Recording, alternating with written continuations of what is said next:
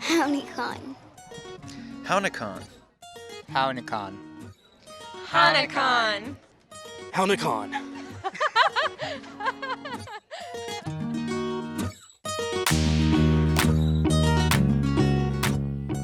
You're listening to Hownikan Podcast, highlighting citizen Potawatomi Nation issues, members, and more. Please subscribe to us on your favorite podcast platform. Just search Hownikan Podcast. Thanks for tuning in. I'm your host, Paige Willett. During this episode, we'll learn about the relationship between humans and butterflies, hear from a tribal member who has been exploring her ancestry and tribal culture, and learn some Potawatomi words about spring. About 6 months ago, freelance writer and media producer Marissa Mohi decided to actively learn more about her Potawatomi ancestry and culture. Her journey explored government, crafts, family archives, and much more. She sat down with Hownikan Podcast to discuss what she discovered and encourage other CPN members to do the same. My dad is from Iran, but his mom is from Turkey. And then my mom she's a member of the tribe, but her dad was also Mexican. And so there is just a lot of heritage there that I think some of it has been more accessible than other parts of it. And I really just want to learn, kind of what it means to be a part of these communities. Because at the end of the day, I think ethnicity gets turned into just a checkbox on a form for most people, but that's not what it actually feels like. So it's, about tradition, it's about the food, it's about customs, it's about stories, it's about the way we relate to one another. And so I think that part of the reason that I always kind of felt left out or like an outsider was because those were the communities I belonged to and they weren't necessarily accessible to me at all times. And so this has kind of been the year when I'm figuring out what it all means to be a part of these groups. So it seems like you took that on from several different paths, trying to figure out more of who you are. As far as CPN goes, what did you participate in? So I've talked with Zarina at the archives. I think everybody should reach out to her because she probably has some pictures of your family, that you may have never seen, because that was the case for me. So I've done that. I've gone to a beading class. That's been a lot of fun, and it's kind of a new hobby for me. I guess I'm officially addicted. I have kind of dove into the language. I got to attend the winter storytelling event that was at the Cultural Heritage Center, and that's just been really cool to hear some stories, and I will be writing about that. You said you had started beading and you were a little bit addicted to it. Mm-hmm. Had you ever done a class like that before? What was that like? I had never really been one for visual art or putting materials together in a pretty way. And so I took one class at the Cultural Heritage Center, and then after that, I was basically hooked. So I've gone to 2 so far, and I'm looking forward to the upcoming classes. It's just so much fun. It's like a really quiet room where nobody is an expert except for the person teaching you, and she is very helpful, Leslie Deer. So she is super helpful and really patient. So one of my concerns was that I was going to go in there and I was going to be surrounded by experts who did not have time to deal with my nonsense, and that's not how it went at all. It's a really meditative thing to do too, just because you're counting beads, you're stringing them up, and you're just focusing in on that. And so it's one of the few times where you're super present in what you're doing, and I just love it. You also took on a bit of a different side of the tribe as a government. So how did that open your eyes up to actually being a citizen of a sovereign government? I think that something that we don't think about as members of the tribe is that we're functionally dual citizens of, whatever country we belong to, and the tribe as well. But we don't necessarily think about how we can bring that democratic process to the tribe. So yeah, it's something that I've never participated in before because I had never thought about it as an opportunity. But there's a lot that actually goes into running, the tribe. It's not that there's not people up at the top that are different from us per se. They're basically like us, but they have just run for these public offices within the tribe. And I think that just knowing that you get to choose those people it's great. And also I think you can reach out to them fairly easily. So, they're not, up on a pedestal. You could probably send them an email and ask them specific questions and they would happily answer because they do want to represent the tribe. They do. They love emails. And I think that's another thing that maybe a lot of people don't know about is the entire country is represented in that legislative body. So really, no matter where you are in the country, if you're a CPN member, you have someone representing you within the government. Yeah, and that's something like you can actually look up at the districts online, and it's so interesting to see. But it's also kind of cool to know that there are CPN members just all over the U.S. So did you participate in CPN or Potawatomi culture much as a child, or is this just kind of a whole new thing for you? So this is pretty new for me. I actually didn't enroll in the tribe until later, so I wasn't, officially a member until I was probably maybe in my early 20s or something like that. And I think it was just we had a great aunt who retired and got into genealogy, and she, didn't have to go very far back to trace, where our family was. And it was really interesting to see that. And that was kind of like the little seed that was planted, like, oh, there is some history. And I think that now for me, this is kind of the perfect time for me to get into it, because I think if I had gotten into it at a younger age, I would have been like one of those eye-rolling teenagers, So now I think I have the reverence, and I am interested in actually learning. Are you inspired to keep learning? I mean, after everything that you have seen and all the people that you've talked to, is it something that you feel like you're going to keep up with this year? Definitely. It's something that I'm really enjoying, and it's kind of like the first time in my life where I have researched history that is relevant to me, because we all learned history in high school, and depending upon, the classes you had to take, either you were learning about European history or maybe world history, which is absolutely important. But I think that even Oklahoma history as it's taught today in schools isn't necessarily focusing on tribes that were not part of the Trail of Tears. So because the Citizen Potawatomi Nation, their forced removal was the Trail of Death, and that took them to Kansas and then down to Oklahoma. We don't hear all of that or all that went into this to get, us here. So I think just researching it has been so eye-opening, and it's like the first time where I'm reading history and I know that I have a family member that was a part of that.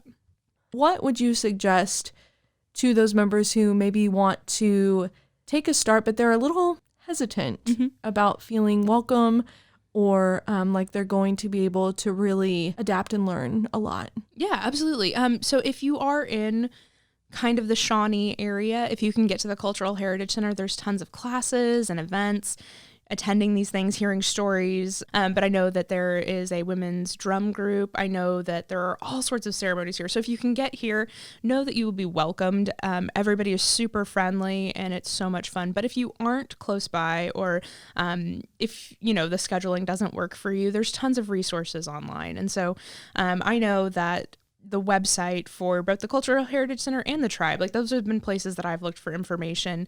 There's actually a Facebook group for the language where you can practice your Potawatomi. It's kind of a weird time we live in that everything is so close, even when it's super far away.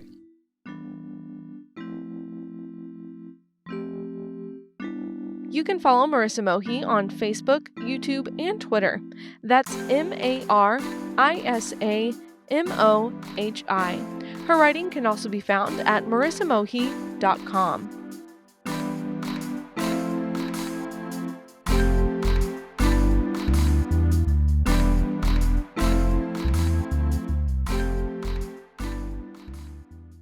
Climate change causes drastic, unpredictable weather with blended seasons and extreme patterns. In Oklahoma, that has resulted in more days over 105 degrees in the summer, greater occurrences of severe weather in the spring, shorter autumns, and warmer winters than previously recorded. Like many pollinators, the monarch butterfly's population has decreased in recent years due to those changes, specifically severe temperatures. Monarchs use Oklahoma and the Midwest as a crucial part of their migration up as far north as Canada for the summer and back south to the mountains of central Mexico for the winter. It takes 4 to 6 generations of butterflies to complete the cycle, which covers as many as 3,000 miles. Many people fondly remember monarchs in their yards and gardens, including environmental anthropologist and tribal member Yancey Orr. My uncle would stick out his index finger, and the butterfly would land on his finger. And it would just kind of stay there and walk around. And everyone else put out their fingers, and it never landed on their finger. And, considering their lifespan, but this is, that they could not possibly be the same butterfly. But this happened summer and summer and summer. Or studies human environmental knowledge at the University of Maryland. In a time of easy access to information and advanced technology, people generally view knowledge in terms of educational institutions and facts. Or said lived experiences and physical interaction also provide crucial learning opportunities.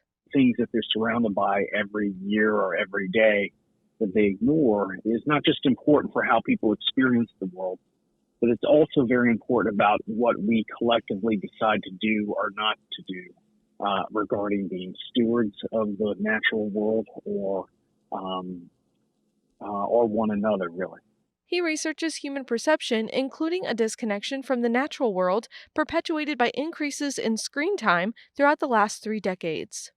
We're finding that when people interact with the online world, they're only seen, or their perception and what they learn is skewed according to existing beliefs. And it's really difficult to shake those beliefs out of people so that they actually see what is being presented in the world.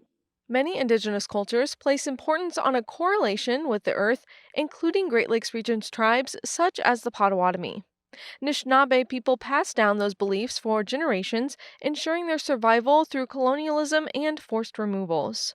One tradition, both in American Indian communities, American Indian culture, and also in kind of the early history of evolution, was the important role that sort of very small creatures had in actually creating the world around us. So we can think in some ways about like European views of nature, preference, larger animals, game animals, etc., while ignoring sort of insects.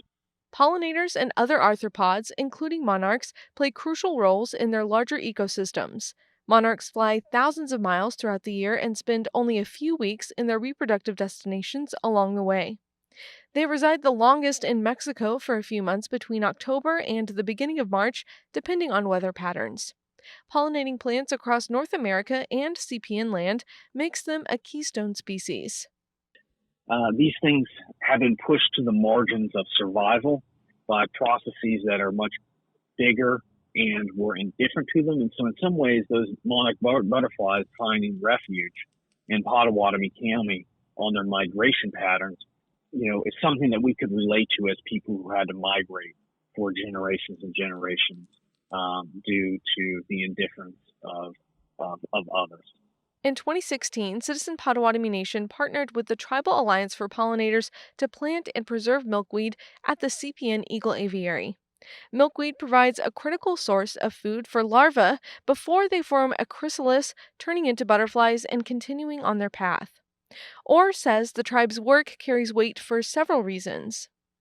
So one is the ecological importance, both in their function of the ecosystem, but also in the fact that of how old they are, and their right to exist is independent of how long they spend with us or how much of our life those the things may be.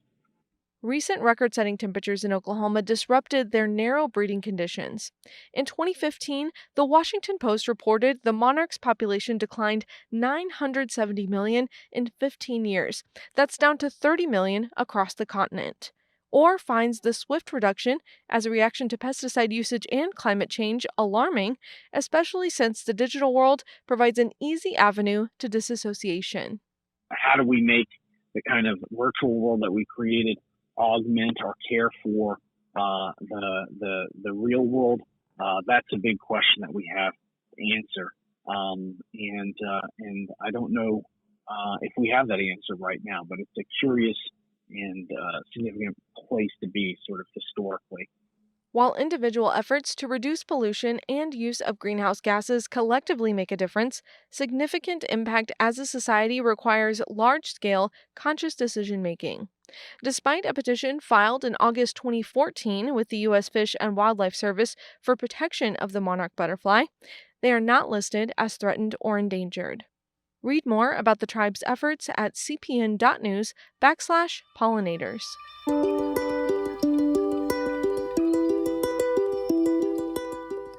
It's time for Learning Language when CPN Language Department Director Justin Neely teaches vocabulary, songs, stories, and more. Today's vocabulary lesson focuses on spring. During this episode, Justin's coming to us from home.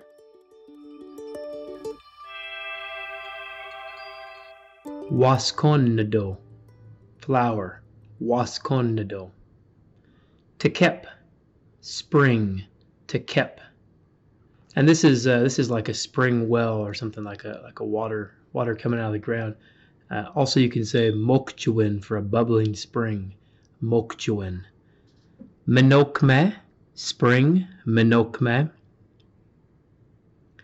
And menokme literally means that good earth time. It's that good time where the earth is ready to put our crops in. It's where the earth is good, that good earth time. Menokme. Getagan, garden, getagan. Getage, he or she gardens, getage.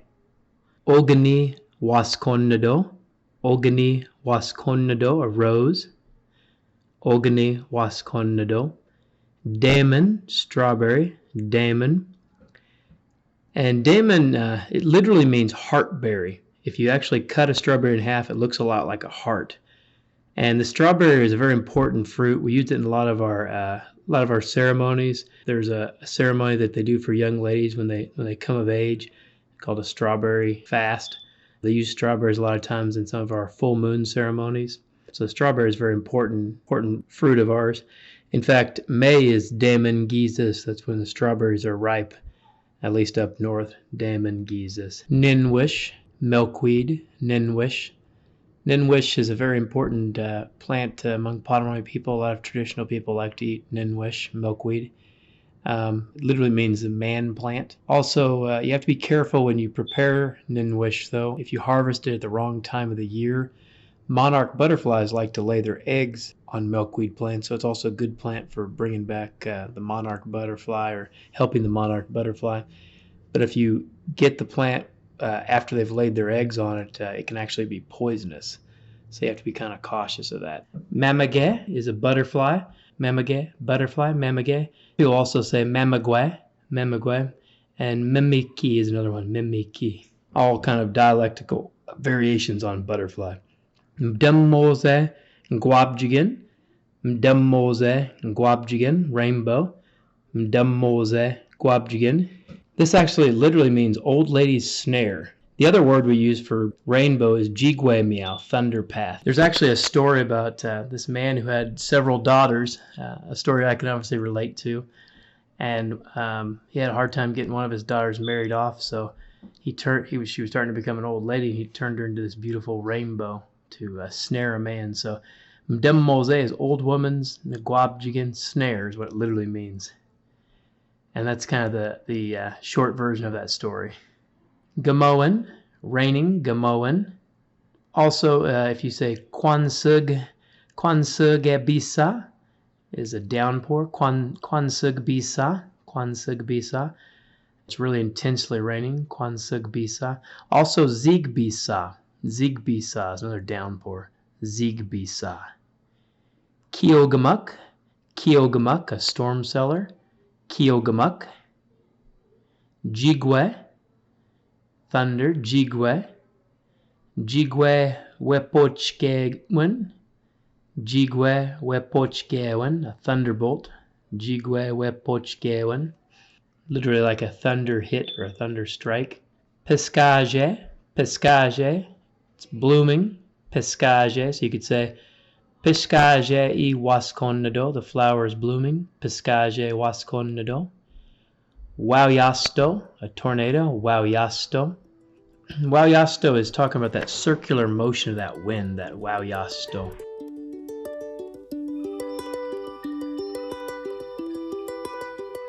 For more information and opportunities with language, including self-paced classes, visit cpn.news/language. You can find an online dictionary at potawatomidictionary.com, as well as videos on YouTube. There are also Potawatomi courses on the language learning app Memrise.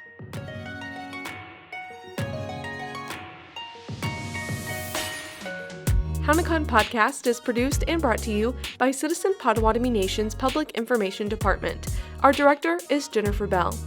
Don't forget to subscribe to us on SoundCloud, Spotify, Apple Podcasts, and wherever you find what you listen to.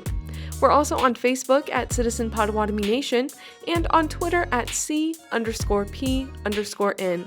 Visit us on the web and find digital editions of the tribal newspaper at potawatomi.org. That's POTAWATOMI.org. Until next time, I'm Paige Willett. Miigwech Nikanek, Bamamina. Thank you, friends. See you later.